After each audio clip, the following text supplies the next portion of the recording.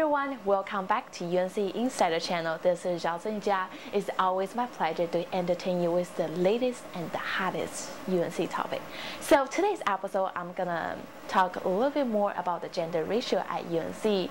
As you all know, we have a huge gender ratio gap between boys and girls. We have 60% girls and 40% guys. So I'm pretty sure a lot of you wondering how you can find a boyfriend or girlfriend at UNC under the huge ratio gap. So here's the secret. This video gonna show you some of the tips and the secret on how to find a perfect boyfriend and girlfriend at UNC under this huge gender ratio gap. So if you wanna find out the secret, follow me or keep watching the video. If you're really looking, if you're really looking, I don't think it's hard, but if you're just sort of casually looking, then yeah.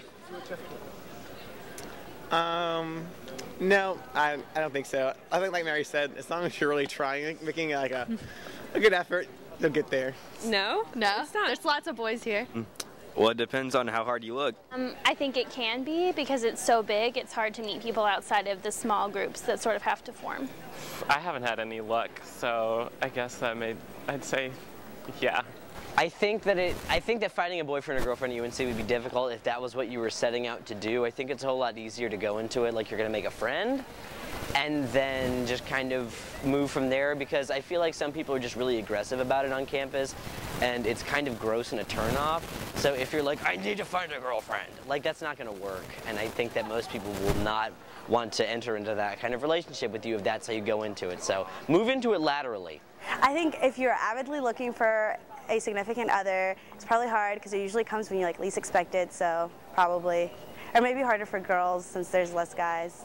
Finding a boyfriend's definitely kind of hard. Not really. There's a lot of people here, so I think you just really have to put yourself out there. It's really hard. Definitely not. I guess it is a bit in terms of if you're a girl finding a guy. The gender ratio, well, for me, I graduated from an all-guys school, so coming to a public school with girls, that's awesome for me. If odds are in my favor, 60 to 40 or something like that. But I mean, I can see for girls it might be harder, So yeah, I think it's great. I mean, I'm gay, so it doesn't really affect me at all. It's 60% non-dateable people for me, I guess. Because it's there's so many girls, but it feels like all of the ones that you meet are already in a relationship. I guess it's nice because the majority are girls, isn't it? Yeah, and I heard 30% are gay, so it's really I don't know, 50, I don't know, even worse. Well, as a girl, the ratio is not exactly in my favor, which can be annoying at times, but it is what it is. Speaking from a guy's perspective, and the ratio is good for us here at UNC, I do think that allows you to get a wide spectrum of ladies to choose from, so that's a good thing though. So it's great. It doesn't really bother me, the 60-40 thing. I enjoy it, and I have plenty of male friends, so. The ratio is lopsided, but I mean, it wouldn't be impossible. There's still some. I know it's more females than males, but on campus, it doesn't really matter. There's definitely a lot more girls than boys. My height, or maybe just a little bit taller, 5'10" to 6 foot range. I think my only physical preference is probably taller than me. Tall and handsome. Probably taller, on the taller side. I like guys who are kind of nerdy looking. I love that, and they have to be taller than me, but I'm 5'6", and so that's not really hard. Yeah, tall, nerdy. That's my type. Taller, slightly older guys,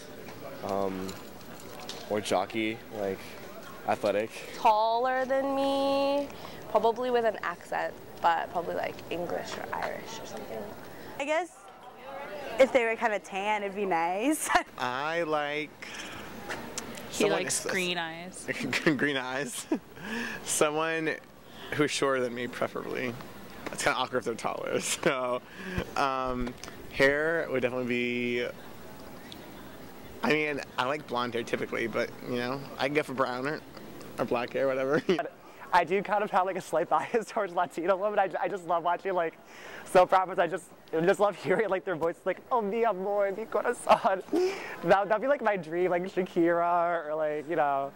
I tend to like really masculine men. I tend to like darkly sort of colored masculine men who kind of give off a little bit of a bad boy vibe, but hopefully aren't bad boys. I guess I'll be attracted to blonde hair first, you know, because you can see it easier. Hair color? No, not really. I was gonna be like, no redheads, but actually I found a redhead that I found attractive a little bit ago, so I can't even like knock that anymore. A tight ass. I don't like really skinny people. If we're gonna be like super just shallow about it, I don't like really skinny people because they remind me too much of myself. And like I don't like myself that much, so I'd rather it be someone who looks a little bit different. So I prefer people that have like a more normal body type. Hair color's not really I don't have a thing with hair color really, except for like dyed hair is kind of off-putting for me, except for if it's like a color that's not natural, if that makes sense. Because I feel like it's just bad for your hair, and I don't like people with bad, like gross hair, because like I want to be able to touch you. I'm a very like touchy-feely person, so like I don't like it if your hair is like not like, you know, like I can't run my fingers through your hair if it's like and like falling apart because you've dyed it blonde, like bleached it like every single day of your life. That's kind of gross. That would be a turn-off for me. My ideal guy would be a Jewish lawyer who's also a lumberjack. Probably to like mixers that clubs usually have, or, you know, to clubs. Probably organizations and clubs that I'm really interested in, because then I'll know they'll be interested in it too, so it'd be a good match. You know, around my hall maybe, or if I go out with friends and meeting mutual friends at social events or even parties sometimes, you know, that's where I'd go to meet girls. Well, we were doing something where there was an activity involved or something, because I feel like understanding and sharing things that you're interested in is super important, and I think a lot of people don't find things that they have in common first. They make out at a party and then they decide that they'll actually respond to the weird text messages they get later from the number they don't recognize. So like, and I'm not saying that there's anything wrong with going out and having anonymous sex with people, because that's also really cool, but if we're saying just relationship wise, I would go to clubs or, you know, find friends of friends that like things that you like. It's just kind of the easiest way to do it, in my opinion. Maybe the union or the library. I go to bars, and also like I'm just involved in a lot of stuff on campus, and so I meet people there too. I just meet people through just the stuff I'm involved with and mutual friends, really. That's a good question. When you figure out the answer, let me know, because I could use that advice myself. Not bars, that's for sure. I guess whatever you're interested in, like clubs or religious groups, or even class, would be the best way to meet people. Maybe coffee shops, not bars, or frat parties. Or just like going to like parties or like interest meetings. So I meet most of the people through like organizations that I'm in, and just like hanging out with friends, and like through people. Parties and clubs and mutual friends.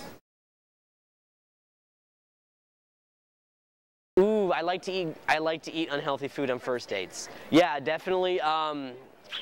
Something weird, like something not normal, like maybe somewhere they've not been before, like Lime and Basil is a place that a lot of people say that they heard of and they've never been, and I love Vietnamese food, so like I'll take them to Lime and Basil and then Yogurt Pump. Or Ben & Jerry's if I've got like a lot of money and I feel like balling. So it's like when I show them I got money, I'm like, give her 2 scoops. You know what I'm saying? You gotta drop stacks. You're trying to impress a girl. The one thing that women like, fuck pheromones, fuck everything else, it's all about money. Because if you have money that you can spend on them, they will want to hang out with you. Frozen yogurt place. I would recommend the mellow mushroom to anyone who wants like good pizza. I would say Noodles, actually. I mean, I know it's not like one of those high-end scale restaurants, but it's worth it. I would just do like a coffee shop thing. It's like low pressure and you can like focus on getting to know the person. Banky's would be a good first date, or Lime and Basil, or Carolina Brewery. Is that what it's called? Yeah, those are like good restaurant for like first date, because it's not too much, but it's not like Beeskie's, you know? I like Four Corners because it's very like relaxed, but you know, it's a little bit nicer than like Buns or Subway or something like that. What? So it's not a good first date for you? I'm just kidding. Probably lime and basil because I really like lime and basil. Oh, the Yopo, I guess. Oh, somewhere new on Franklin, but I also really like Med Deli, so yeah. Spankies. Spankies would be good, I think. Not too classy, but That's too classy for me. that's not too classy. So Spankies. You know, intimate setting, but not too intimate. You know. So I would say I'm a huge fan of artichoke and basil, so I'd be good with that. Just getting a table and sitting and chilling and talking. It's a good date for me. And then we could go out to a bar later. That would actually be the ideal date for me, personally. Did you learn anything? Did you learn anything? Did you learn anything from the video? Let me know what you think.